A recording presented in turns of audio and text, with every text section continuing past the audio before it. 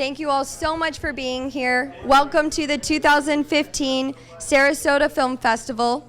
My name is CJ Hipp. I'm the festival manager, and I'd like to introduce you to our In Conversation panel for this evening. We have our moderator is David Edelstein, and our guest, yes.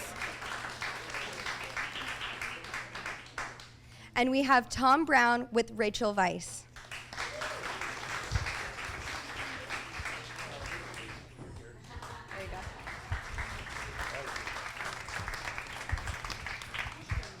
Were we introduced by name, too? Oh, okay. I missed it. Usually my ears pop up when I hear my name, but I was a little distracted. Well, thank you all for coming. I'm just curious, how many of you have seen Radiator, the film that we're going to be talking a lot about?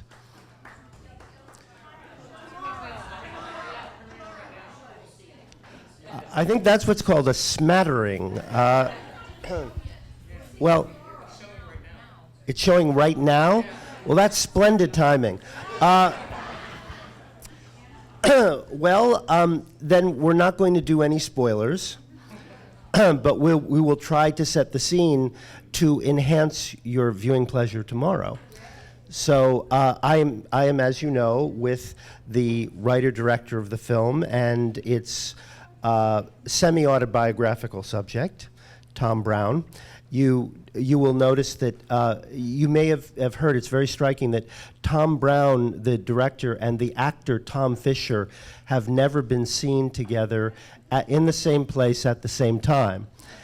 People suspect there is a Clark Kent Superman kind of thing going on, but in fact, actually, may I ask you why you have decided to, you're a very prolific actor, and why you have decided to create an alter ego as a director? Well, I'm sorry. You have to be in actor mode now and speak up. Right. My alter ego is my acting. That's my alter ego, and that's Fisher is my grandmother's name. So there's another Tom Browne basically, and you can't have two Tom. Tom Browne was taken. Yeah. Tom Browne was taken. Yeah. So it's a DG. What do they call the union there? DGB. Yeah, we have equity. Equity. But there seems to be plenty of Tom Fishers too. But that I don't know that. And occasionally I get his credits on IMDb. I think I'm not quite as prolific as I appear. Yeah. Well, now let's talk about why. Do you want to repeat that for everyone? Oh, I thought you said sex.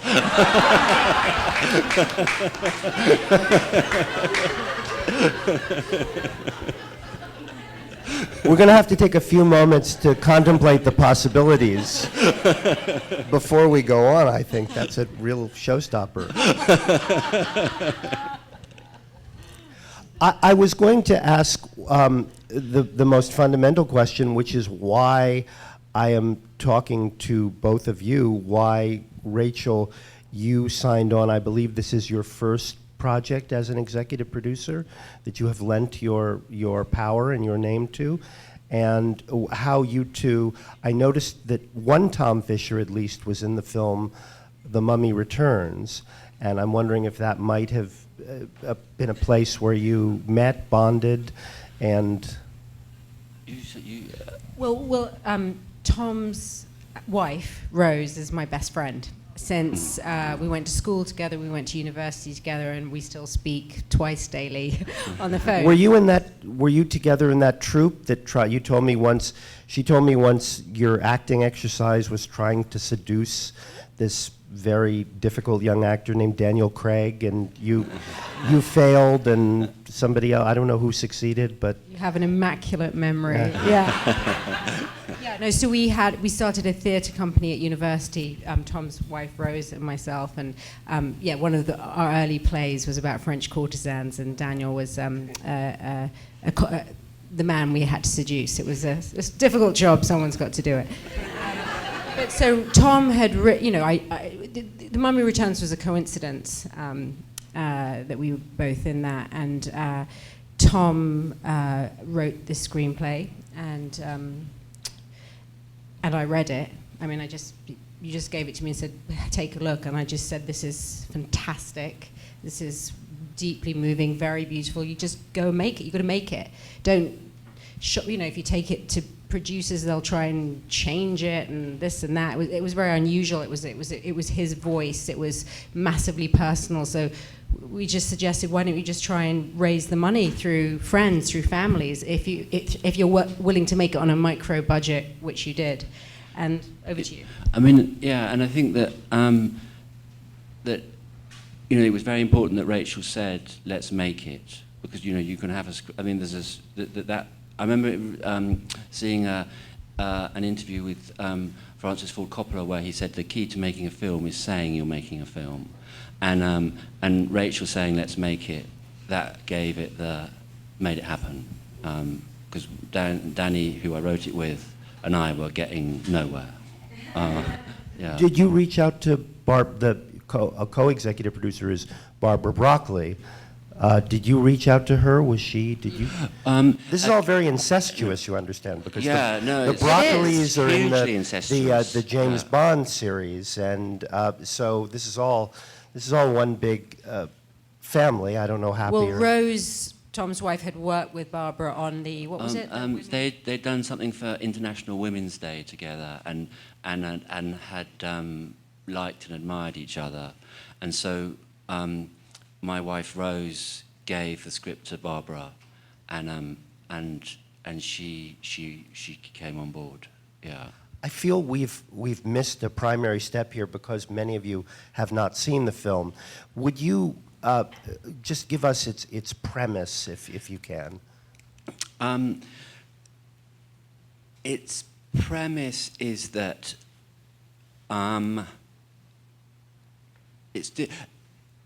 I'll explain how the film came into being, because it didn't really. It began with the idea that I would write something for an actor who I liked very much, called Daniel Sequeira, and he would star in the film, and I would direct it, and so I went off to write. And I got quite far with the script, and I'd set it in my parents' house, or at a house they lived in a lot, and I showed him the script, and he was much more interested in the setting of the. He said, "Well, what is this house? Why is this house like it is?" Because my parents were very eccentric, and he sort of was fascinated by this house. And I said, "Well, it's my parents' house." And he said, "Well, you have to write about your parents." And he said, that's where the story is. So I began to do that, and I couldn't really. I lacked the distance. And I'd sort of take him not very good bits of script, and we'd work on them together. And then gradually we just began to write the whole thing together. And it was at a stage in my life where my dad was sort of bedbound, and my mother was struggling to cope, and I was finding the whole situation very difficult. And I'd often come to him and start complaining, sort of unburdening myself about the sort of chaos I'd found at home.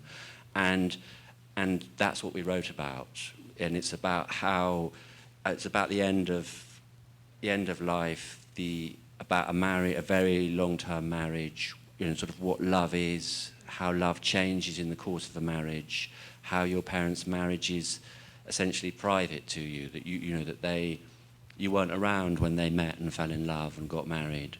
Well, I wasn't, and it's sort of and it's about that, and about how you are and are not part of your parents' lives.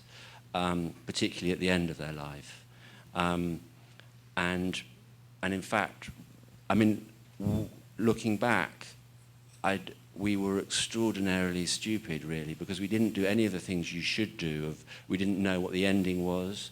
I mean, we were very naive when we were writing it, and as we were writing it, we were sort of about 2/3 the way through, and my mother died very suddenly, and that's sort of the end of the film. That just became the end of the film. Well, you've just spoiled it, but So, sorry. but I got carried away. I'm sorry. Yeah. if I can just challenge Yeah. you a little bit, I Yeah. would say you said you were naive. You didn't do any of the things you were supposed to do.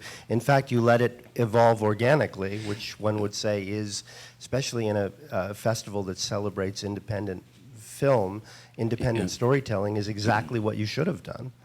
I mean, I think it was. You're right. It was. We wrote.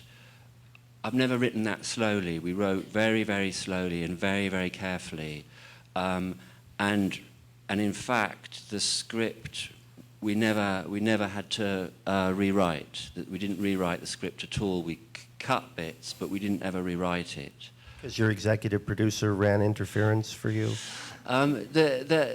We had Rachel, both Rachel and Rose are very, very clever, and we got. I think the thing we got very good always got very good notes, and I think that what you want with notes is not what's wrong. Well, you need to know what's wrong, but you also need help in putting it right. And lots of people can tell you what's wrong, but very, very few people can help you put it right. And I think that's what we got. Yeah. I want to, before we go on to explore that, I just want to tell you that Tom said he was dealing with the chaos of the household. In terms of the chaos, do you all know what happened to Carthage in the Middle Ages? Do you all do you know what happened to San Francisco after the earthquake? To get an idea of the chaos, you are descending into a maelstrom, a domestic maelstrom, the likes of which, as a seasoned film goer, I've never seen in my life. No, it was. It's my. It's sort of because I sort of, we shot in my parents' this house that my parents had lived in a lot, and it had, when we shot in it, it had all their stuff. It was untouched, so that you'd the crew would open a drawer and there would be all these letters, and it was, and one of the things my dad, my dad kept a lot of stuff. And he saw value in a lot of stuff that people didn't see value in. He wasn't one of those hoarders who just keeps plastic bags, or videos. He kept this was in the north of England. If someone had a hay rake, he had a lot of local friends and farmers, and if there was a hay rake they were throwing out, he would keep it because he could see where people had held it over 50 years. There were 50 years worth of a farmer's holding it, and he just thought there was something amazing about that. Or if there was a piece of oak he found in a skip outside a building site, he said, you can't throw away a piece of oak. And he'd write oak on it and put it on a shelf. And there would be, and he would label things. And you would have Ruby Stretfield's rake, to be repaired, 1974, and it had been there for 30 years, waiting for it to be repaired. So it's about this. So you see this sort of accumulation of someone's life, really, of his life, his parents' life. There's all this history within the house, and it's very difficult. And I think that Daniel, who's sort of me in a way in the film, it's about how the impossibility of finding his way through all this, and he's defeated, really. Yeah. Rachel, then what was it? Were you a sort of script editor? Did you participate in helping Tom find the gold in the material and maybe throw away the dross? I did give Tom notes, which I think most of them you rejected, but in a lovely way. I think I gave my. But I think it's really important. I mean, Tom's a he's a writer-director. It's his voice, it's his vision. It's a piece of auteurship, if you can say that word. And so it's right that that's what happened. And in a way, I think probably by disagreeing with things that I said or Rose said, it bolstered what you really wanted to say. So I think there was a great creative dialogue. For instance, when I first read the script, I said, you haven't seen it, a lot of you, but London's unnecessary. He doesn't need to keep going back to London. It's just be set up at the house. And Tom said, no. And you gave me, and you were right. You were completely right. So we had, I would say, a strong creative dialogue, but in that way. I think that's a particularly great thing because London doesn't fit in narratively very much, but when you see the film, you will see going from this ancient house, this cluttered house, to the urban, the sort of the modernity and the sort of anonymity of London is so, it hits you very starkly. So it doesn't play a narrative role, but I see why, just in terms of the visual palette, you would want to alternate. You never know what's in an auteur's head. It's not just what's on the page. It's, as you say, visual. An auteur's tête. But I love what you said, auteurship. I'm gonna use that. That's a great term. Very pompous, but we can get away with it, you and me, eh? Well, we can talk about the mise en scène in the film if you want, but. Yeah, no, don't, because I've never known what that meant. I can take you through my Cinema 101 class, but maybe afterwards, because we learned. I can tell you ontological authenticity too, if you want. I think similarly with the edit as well. I watched lots of edits and gave my opinion on certain things, and again, it just bolstered what a couple of tiny things you might have agreed with, but it was a dialogue. Tom, what's your perspective on what Rachel brought to it? What did she show you about herself and her work and her integrity, or lack thereof, as an actress, by virtue of her notes? I think that I was terrified that it was the most awfully self-indulgent project that had ever been made, and so that to have someone intelligent not indulging me, but saying, you need to look at this, it's working, but was to feel that you had someone who had your best interests at heart, but who was not uncritical. And also, you could trust their intelligence. I think that was the greatest thing.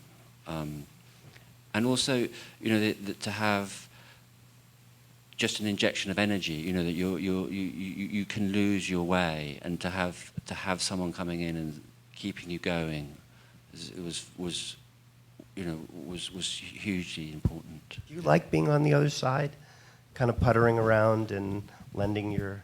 A lot. Yeah, it takes a little bit of the pressure, a lot of the pressure off. It's just a completely different.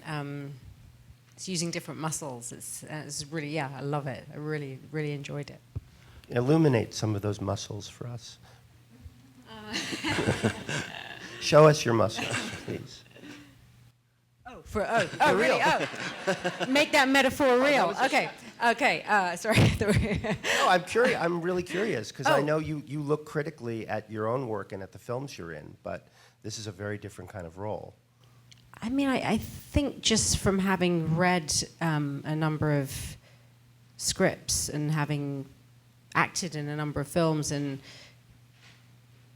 watched, I don't know, it's just a different critical faculty plus a sensibility and a taste, which you develop a point of view that's very, very different. When you're acting, when I'm acting, I turn off my brain. I stop thinking. If I think, I act very, very badly. So it's about getting lost in the moment. I know actors say that all the time, but literally that's what has to happen, I believe. So it's just a completely different. It's using a completely different part of your brain. It's it's a critical faculty which is analyzing things and thinking about narrative and through line and tone. Tone is a huge thing. And you can't act tone, I don't believe. I think tone is all about writing and direction and production. I don't think tone is, I don't know if you can act tone. You can only act truthfully, I think. How would you act, how can you control tone? Well, that's the director's job. I mean, I think that is if I was going to say the top thing of what it is to direct, it would be tone management. It would be managing it so to create a unified universe, which you're in charge of. I mean, Radiator is a complicated tone because I think there's intense naturalism and great truth, and yet there's humor and it's dark. There's a very, very original tone, but it's the Tom Browne. It's that tone. it's unquantifiable, but either director can manage tone or they can't. Funny, squirmy, really uncomfortable, but also bleak. No, but it's bleak, but they're also, our curiosity is constantly engaged. This couple is a mystery. How they got that way is a mystery. That's spoiler alert, never fully solved. But who of us solves the mystery of our own family anyway? I mean, I think, yeah. I mean, I didn't, and I think that my feelings about my parents, who are both now dead, are sort of constantly developing, all the time. And in fact, I think I have more affection for my father now than I've ever had, and more admiration for him. But I think that it is about, I think I wanted it to be about that people are unknowable. And that you can get sucked into you may be having very intense feelings, but they're connected to really quite a short period of time, and that's why I wanted the scenes outside. I wanted you to have a feeling of, because it's shot near the Lake District in the north of England, which is where there are these it's clear that there have been these glaciers passing through the valley where the house is, and these huge rocks and mountains and lakes.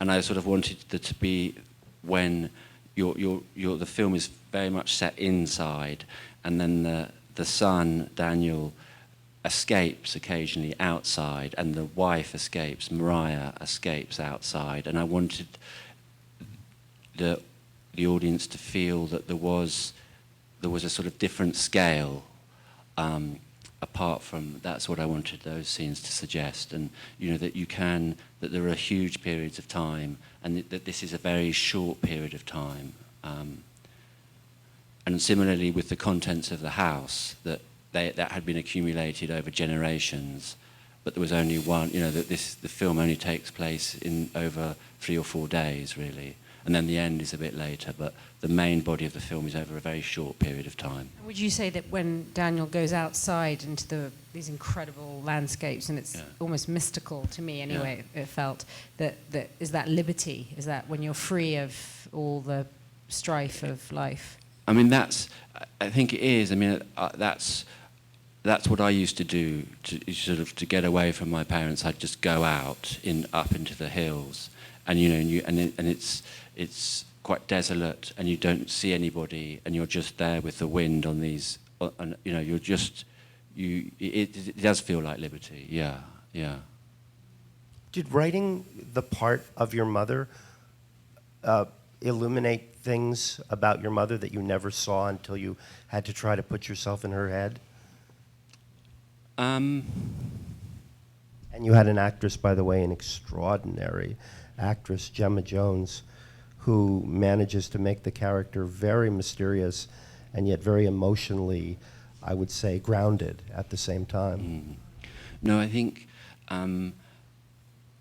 Gemma, I'm very glad you said that, because the film has two really extraordinary performances from the older actors, one of whom is 87, who's called Richard Johnson, who's a sort of, and his performance is quite sort of noticeably very strong, and Gemma's performance is quieter, but and I think doesn't quite attract the admiration it should, because it's a really, really wonderful performance, and she's a wonderful actor, and she,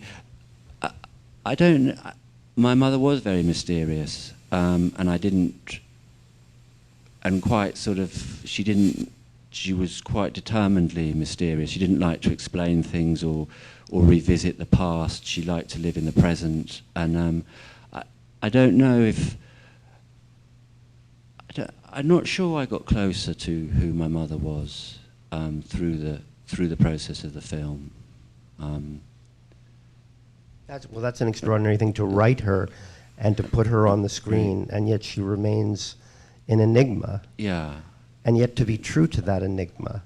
So you must have used details, things she'd said, layer the portrait. Yeah, no, I think one of Danny, I think one of the things that you learn as an actor is the rhythm of how people talk. And my mother had a very specific way of talking, of expressing herself, and we used that. And also, interestingly, Gemma had a not dissimilar childhood. She had a very difficult father, and she told a wonderful story once about how her father was an actor and a big figure, and he played the piano not at all well, but he was the man in the house who played the piano. And one day, and they had sort of listened to him playing the piano, and one day she came home early from school, and she came through the front door, and someone was playing the piano beautifully, really beautifully, and she had no idea who it could be, and she looked through the door, and it was her mother. And she had no idea at all until that moment that her mother played the piano. And I think that sort of knowledge informed her performance, yeah. When you talk, I should tell everybody that when we talk about the father, we first meet the father in the film. When we meet him, he is on the sofa where he's been planted for many days in his own filth. So he is, and he refuses to get up. He is just soiled and refuses to get up. So that is the level of in transit. When we're talking about a stubborn old man, this is, it's a different level. And that was, I hate to invade your father's privacy, but it's too late now. That was the case. No, it's too late now. Yeah. No, that scene is actually slightly watered down version of reality. Yeah. I mean, it's sort of pretty much verbatim as well. There was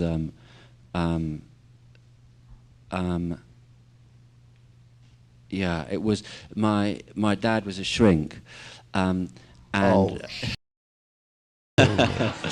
yeah. Oh, my mom is a shrink. We could trade stories. Yeah, really. no, let's. Yeah. Oh, yeah. Okay, this illuminates a lot. Yeah. And he was very adept at using his sort of professional skills at reversing any situation, so that if you pointed out to him that he was on the sofa covered in his own filth, he would begin to ask you why you felt the need to. Well, it was interesting that I felt the need to comment on that. Yeah. Right, because it was you didn't, the anal phase. You were stuck in your anal phase of development. Yeah, I understand. Yeah. We're going to talk a little bit now about we're going to shift gears from poop on the sofa to really interesting roles on screen. And Rachel, the last time I talked to you, which is when you were in rehearsals for the late, sadly, Mike Nichols' production of Harold Pinter's Betrayal, Well, it's wonderful. You all should come to New York sometime. It's a really cool city. You know, you had really kind of taken a break from film at that point. You were sort of casting around a little bit. I thought, and correct me if I'm wrong, I detected a few notes of self-pity, but I could be wrong about that. But because you hadn't worked, you were just sort of sitting going, well, I don't have anything, nobody is, I'm like, come on, nobody. And now you are about to come out in 3 or 4 major films, correct? In the next year and a half? Yeah, I think there was nothing when you and I met in the West Village. There was nothing that was grabbing me. Yeah, so there were some jobs. Sorry if I sounded self-pitying. It's awful. No, I'm just teasing. But there was nothing that was grabbing me that that I was falling in love with, and I started to just go out and actually look for my own material. I think inspired by this experience with Tom, watching a script come from its first draft through to its final draft, through seeing some Russia, the journey of being on the other side a little bit. And my role was minimal, I would say. But and as I started to find roles that I fell in love with and have options and books, and suddenly then I got some offers of films that I really loved. So I don't know. It was just, what shall I tell you? You worked with some extraordinary directors. Can you tell us about the 3 directors? Sure. That you, or maybe even 4, I don't know. Yeah, 4. I've just completed 4 films. So the first one is called Lobster, and that is by a really incredible Greek director called Yorgos Lanthimos, who made a film called Dogtooth and Alps, both in Greek. A very weird, bleak film. Very, very weird. And it's going to be in Cannes, isn't it? Yeah. Yeah. It's going to be in Cannes and in a couple of weeks. And that's, how much do you want to know? Shall I tell you bits and bobs? The colorful, juicy, sexy parts. Okay, it's a love story. It's set in a universe where it's a very low budget film, so it's high concept, but low. I guess it's sci-fi, but no spaceships or anything. It costs $3 million to make, and it's set in a world where you have to be a couple, and if you're not in a relationship, you get sent to a hotel where you have 30 days to find a mate, and if you don't find a mate at the end of those 30 days, you get turned into an animal of your choosing. It's a really fantastic script, and Colin Farrell is the gentleman that I'm opposite. He chooses a lobster, and I'm not going to tell you if he becomes a lobster or not, because that would be a spoiler. And then I did a film with the Italian director Paolo Sorrentini. He did The Great Beauty, which is an astonishing film. And that this is his second English language film, and it's called Youth, and it stars Michael Caine and Harvey Keitel, best friends, on holiday in this fancy hotel in Switzerland, and I play Michael Caine's daughter who's having marital problems, and there's the toings and froings in this alpine resort, and then I did a film with Derek Cianfrance, who did Blue Valentine, an American director, did Blue Valentine and Place Beyond the Pines, and that's from a novel called The Light Between Oceans, which is set in Australia in 1918, and that's with Michael Fassbender and Alicia Vikander. That's M.L. Stedman, right? Correct. Yes. Yeah. She lived in Perth. Now she lives in North London, and it was her first novel. Actually, she was a lawyer, and she was hit by a bus, and her life changed. She had a terrible accident, and she decided afterwards to write. Now that's interesting, because you're acting opposite Michael Fassbender and the young actress Alicia.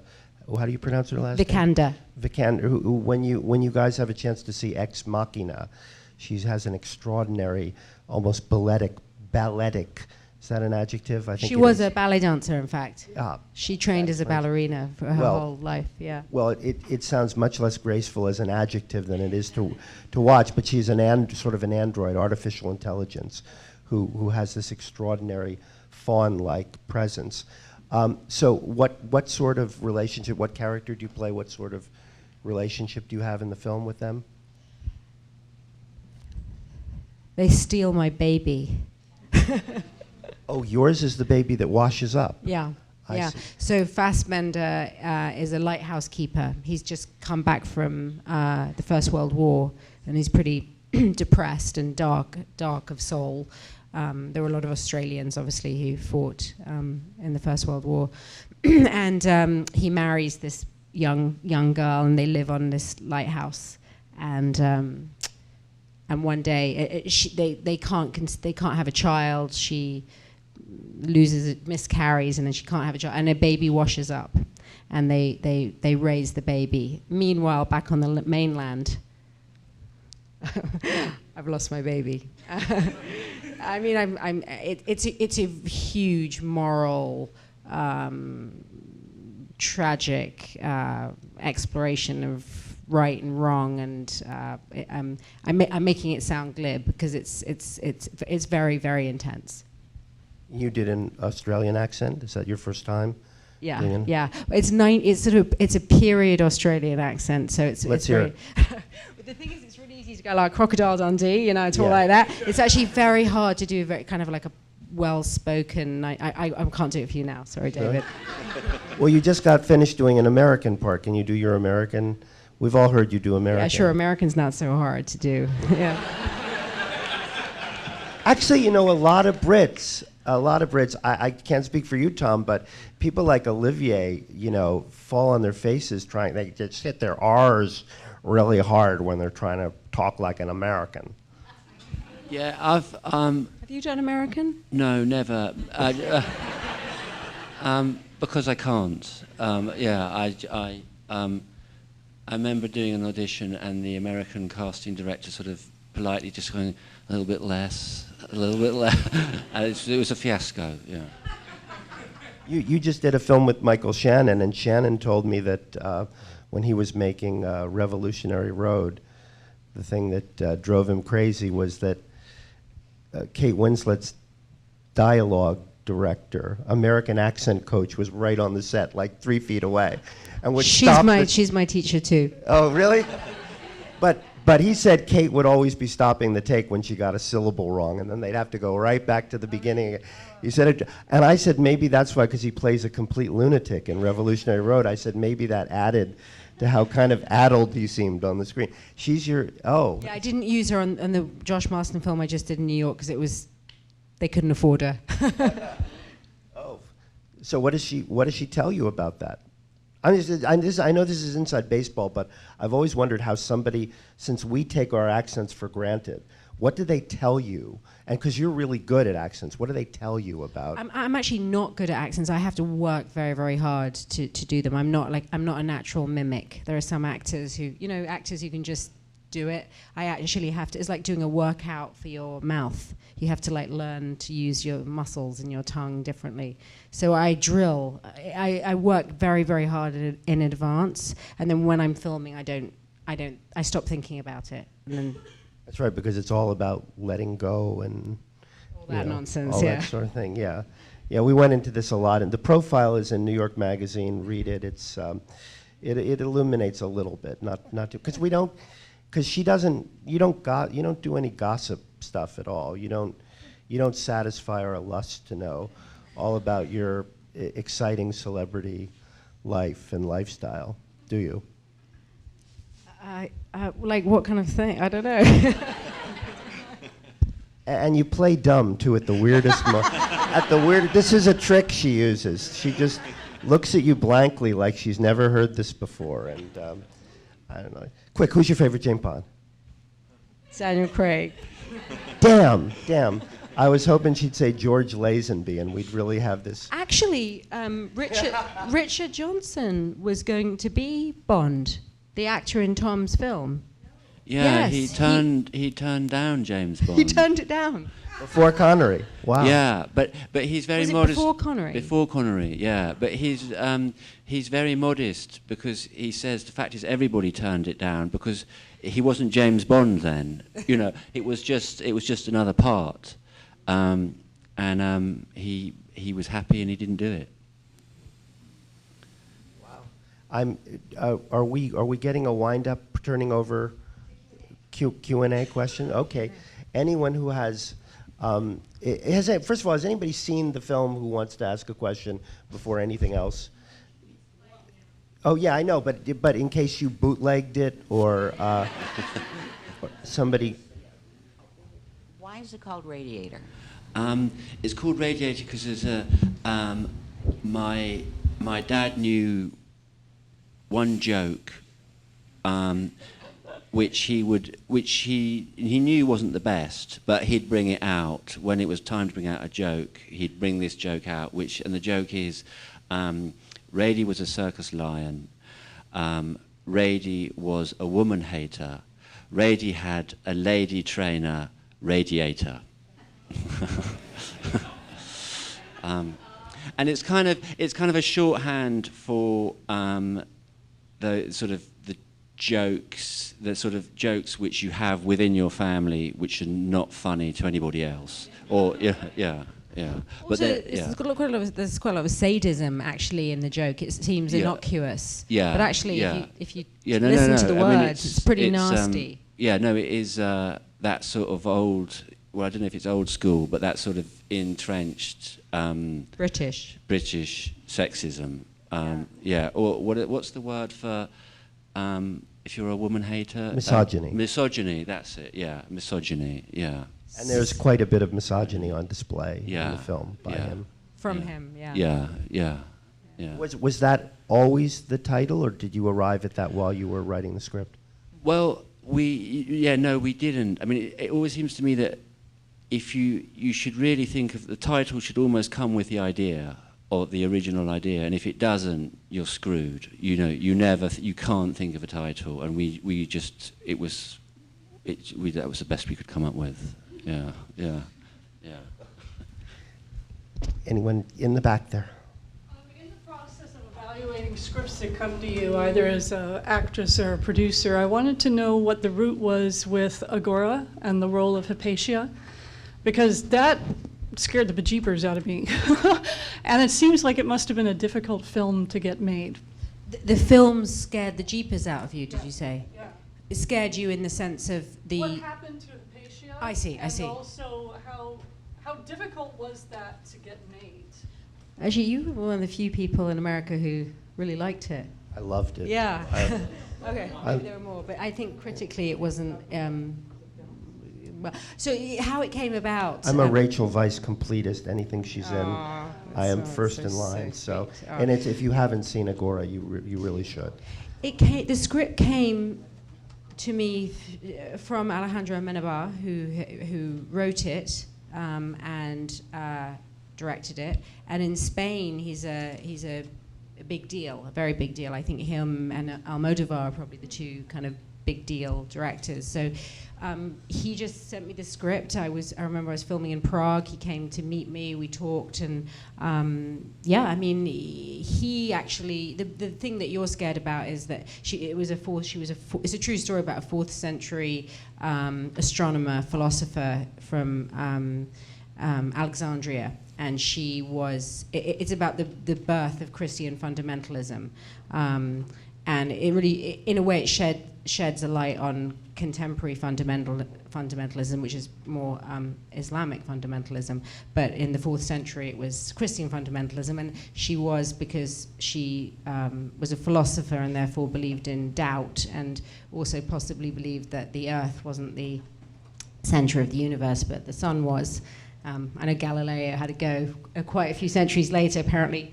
He didn't have, but the Pope didn't quite have God's ear then either. But anyway, she was killed by a group of marauding men, and he actually rather like Tom in Radiator, toned things down. Amenabar toned things down because after they killed her, and this is very well documented, they took oyster shells, which I guess was some kind of knife, contemporary knife, and they scraped all her skin from her flesh. Yeah. I know. News of the that godly. didn't make it in the movie. News of the godly, everybody. You what, David? News of the godly. We're hearing more. You know, she has become a patron saint of the modern skeptic movement. It's the closest thing they have. Hypatia. Yes. Wow. To a martyr saint, which I'm happy to say.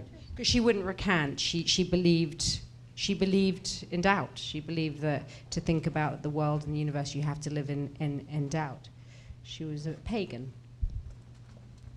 My kind of girl. Yes. Oh no, not you again. Really? What? Okay. Enunciate this time. Sorry. Now you mentioned that the script grabbed you, and that phrase kind of caught on with me. What is it in a script, if you can identify it? What is it that would grab you emotionally that you would say, "I want to do this"? Which script were you talking I think you were talking about this one, Right. his, but in general, you read a lot of scripts. When I said to you that I hadn't worked because nothing had grabbed me, it was Right. like, yeah. Right. But also Radiator. Did grab you. Yeah. Radiator, there was no role for me, sadly. I hope one day that my dear friend will write a role for me and direct me in something. We have made short films together in upstate New York, in which last summer I starred as Lettuce Rhinestone. That was her name, yeah. Yeah, even when we've made these little short films with family and children, which Tom directs, it's remarkable. He makes remarkable films with children and Well, adults when you upstate. read, Yeah. Sorry, to you're answer reading your- a whole bunch of scripts, Oh, right? sorry, yeah, and so back to your which question. ones? That may be how do you know that indecipherable, what I this just one said, is right? the one? Yeah. No, now I was thinking how I want to see those films. You might be able to see. You haven't edited the last one. Yeah, no, I'm on my way to. I know. I don't know. It's indescribable. It's like what grabs you when you read a poem or a novel. It's something that speaks to you. It's something very, very personal. Generally, I like characters who are very, very flawed. Because that's what makes them human to me. You know, I think everyone's trying their best, but we're all massively flawed, and that's what makes a character. Particularly if a character's got really wonderful intentions or great passion, great idealism, but they're really a mess in many other ways. That appeals to me. Tom, can I just ask you quickly before another question? You're still acting, although I hope you'll direct more, but you're still acting full time? Well, no. I mean, it's interesting because there wasn't. Watching the actors when I was directing Radiator, there wasn't a single moment when I thought I'd like to be in your shoes. I thought, you know, I thought, you know, I was very, very glad I wasn't acting. You could have played Danny's part, obviously. Yeah, I mean, I don't know if I could have done. I mean, I think that would have been too much. But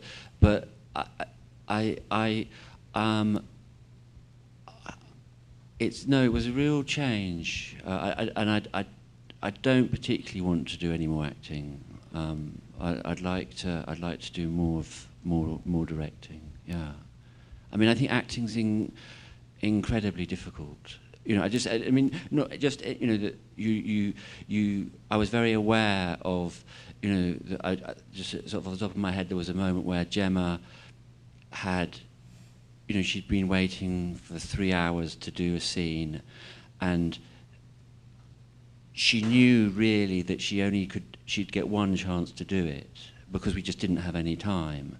And, you know, and that thing of you're waiting, you have to do something, you have to do it right, and you know, people are lighting you, there's chaos, and then suddenly it's still for you, and you have to do it right you know, and I think it's so difficult to do well, and I'm sort of not.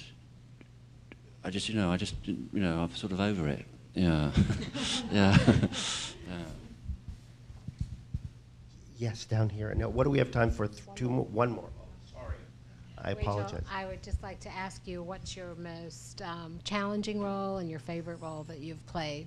Because you are a wonderful actress. So, thank you. Thank you. I haven't yet seen The Light Between Oceans, the film that you've read the book. I loved working with this director, Derek France. So that was just a really wonderful experience. And challenging. I think the film that I just finished yesterday was the most challenging film I've ever done, because it's about someone who has she changes identities every year. She becomes somebody else. So it was just quite muddling. Well, I think you had a big challenge on, what was, Deep End of the Ocean. No, Deep Blue Sea. Sorry, with Tim Huddleston that you did. Tim Huddleston? Tom Hiddleston, sorry. And also The Constant Garden was another one that you did, and Angora, which we just spoke of. And But Radiator rocks. no, sorry, I mispronounced. But thank you. No, I'm just shy. no, yeah, I have to give you all a movie list. Like you have to see Deep Blue Sea, Terrence Davies' movie. You got to see Agora. You got to see. If you haven't seen Constance Gardner, you probably wouldn't be here if you hadn't seen Constance Gardner. The one where you're a doctor in Bosnia. Oh, the whistleblower. The Whistleblower. Got to see The Whistleblower. Got to see everything she ever does. One of my favorite people to meet and interview, but more important, see on screen. And one of my new favorite people, Tom Browne. Thank you all so much for coming. Thank you. Thank you very much. Thank you.